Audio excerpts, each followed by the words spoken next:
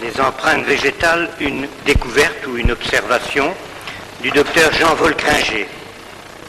Tout le monde sait que le docteur Volckringer, qui nous a quittés le 6 juin 91, fut un savant et un humaniste. Je ne déclinerai pas ses titres. Et je remercie les organisateurs du symposium d'avoir choisi l'un de ses fidèles amis pour présenter très simplement, et après un bref exposé, quelques belles images d'empreintes végétales, un phénomène qu'il découvrit dès 1937 et qu'il exposa dans sa brochure de 42, et le Saint-Suaire de Turin, le problème des empreintes devant la science. Sans autre préambule, voici les similitudes et les différences que l'on peut relever entre l'empreinte végétale et l'empreinte sur le linceul de Turin. There is a problem with English translation. Sorry, could you hear me now? Do you hear me now? Do you follow me? Could you raise your hand if you hear me? Do you hear me? So, do you hear me now? Fine. I will talk about similarities and differences which can be found between vegetable imprints and the ones on the shrouds of Turin. Similarities. The similarities were identified and investigated by Volckringer in human body and plant, despite differences, belong to the same realm, vegetable animal, however, living realm. The support in both cases is cellulose. In the first case is the linen cellulose, and the other case is paper. There are cases where there is a very detailed image so that it is possible to identify the object which has been deteriorated or disappeared or sampled. In both cases, the image is equal to a perfect negative. In both cases, at the beginning, there is a latent image, possible image. Modern experiments, as de Salvo wrote, prove other similarities. In both cases, modern experiments allowed to isolate no dyeing material, at least in vegetable imprints dating back to 100 years ago. In both cases, there is degradation of cellulose, and in both cases, there are the same features and characteristics as to the reflex on the visual spectrum, the same lack of ultraviolet fluorescence. Volckringer, after sending in 1981 through our friend Wilson a sample, a specimen of vegetable imprints to the United States, received the results according to which the vegetable imprint was a three-dimensional one. And now the differences. After this list of similarities, where the cause is the same, for which the two imprints are derived from the same process of formation, we can say that the differences are very important. Beyond the very well-known difference between human body and vegetable body, and the differences as to the minimum time of stay on the supports, other differences are known, especially thanks to the work carried out by Americans. First of all, the imprint on the shroud is a superficial one. It doesn't go through the support. On the contrary, the vegetable imprint crosses it. I could examine a specimen from the Nico University of a vegetable imprint which crosses 10 layers of paper. As to the shroud, the dosage of the mixture of yellow fibers and the white fibers causes to the human eye the change in color intensity. This doesn't seem to be true for vegetable imprints. But third big difference, the power of the phenomenon is emphasized at a distance of about 4 centimeters or even more. So the Volckringer phenomenon doesn't go beyond some sense of centimeter. We should not make the belief that vegetable imprints can solve the problem of the formation process of the single imprint on the Shroud of Turin. To tell the truth, we do not even know to which point the comparison between the two phenomena can get.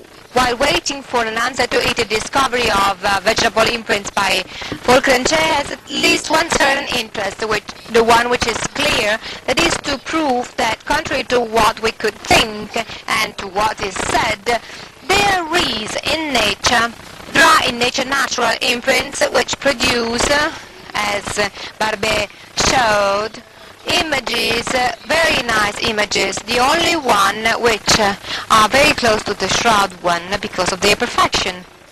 Dr. Volckringer talked to me about his wish to collect other imprints, so to get to a kind of chronological calendar of vegetable imprints.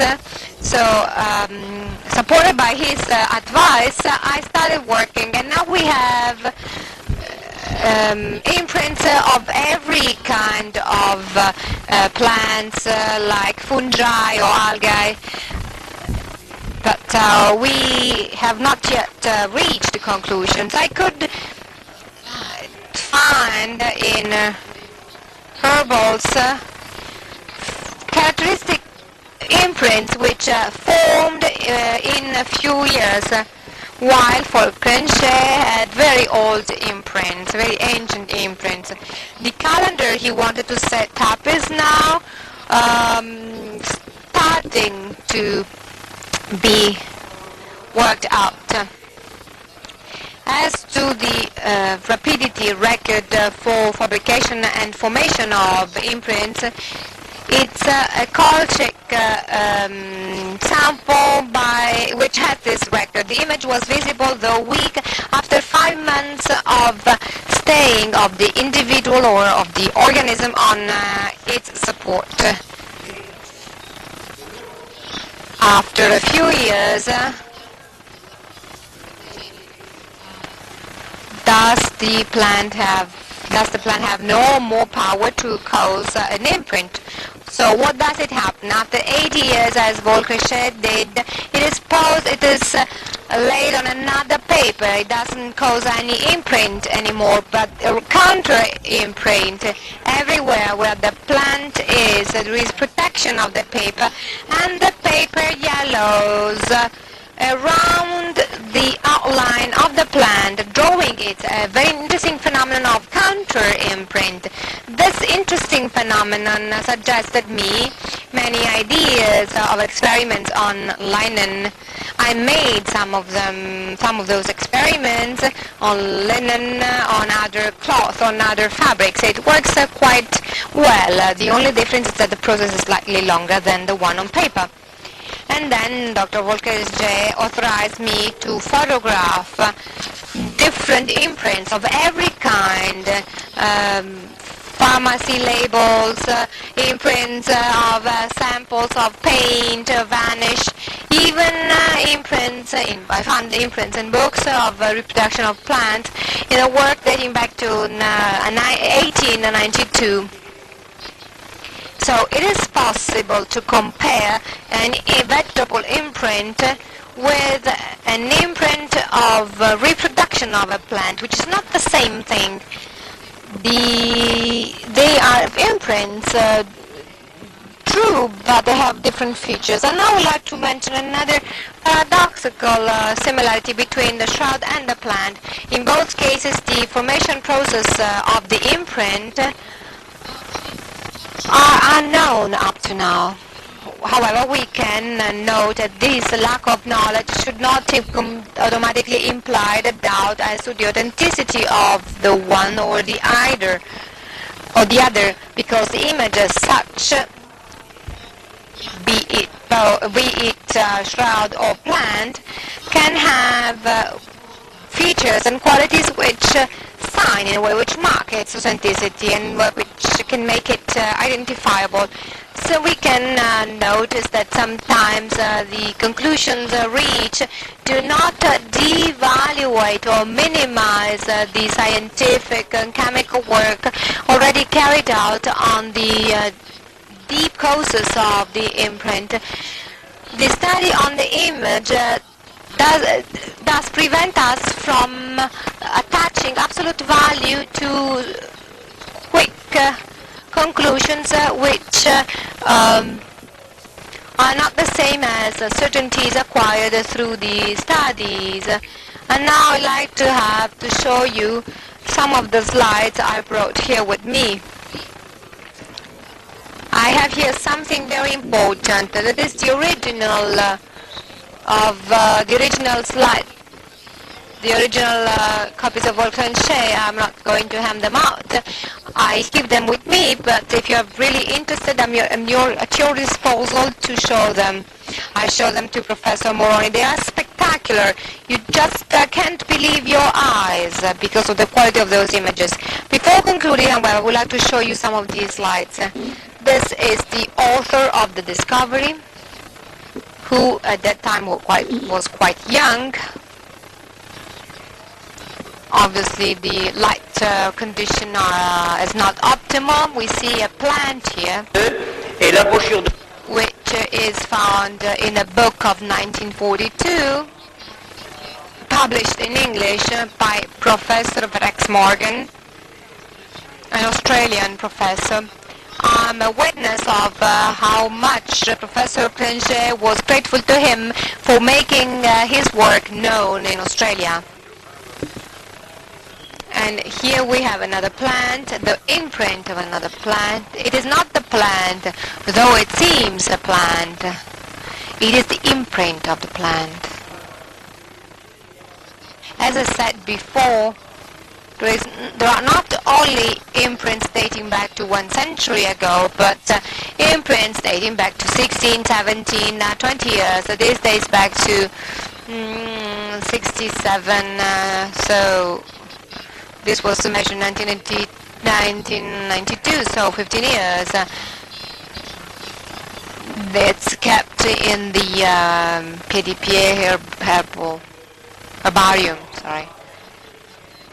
The plant on the right-hand side was moved to see, able to observe at the same time the plant and the imprint it left. Here we have something interesting. We have an imprint I discovered in the Cortier herbarium. It's Moricum. Et le parasite a fait aussi son empreinte à peu près au centre de la...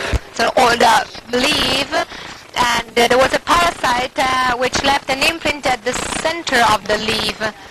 There are imprints of superior fungus which I found in the herbarium of the university.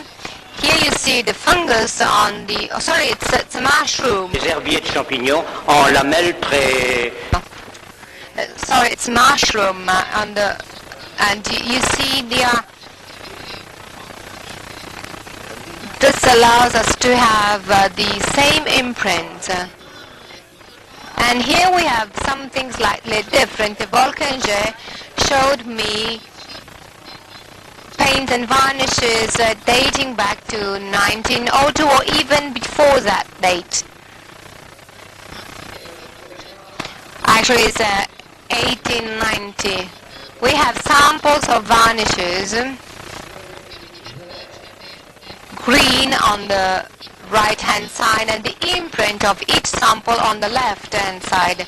Obviously, the varnishes have different colors, but the imprint has always the same kind of color. The green produces that imprint, and the red produces the same imprint. So the imprint is the same, whatever the color of the varnish. Le dernier phénomène, il est très peu visible de la salle sur la diapo, bien entendu. And this is the last phenomenon, which is not so easy to detect. The phenomenon of the counter imprint. The plant on another paper, protected after 80 years. The paper all of the surface covered by the plant, so all around the plant the paper yellowed. This is, in my opinion, the nicest of the vegetable imprints, the scrofularia. The picture was sent by Wilson to the Americans. We can change the slide now. And this is the picture everybody knows, which is on the last page of the Volckringer brochure. Thank you very much.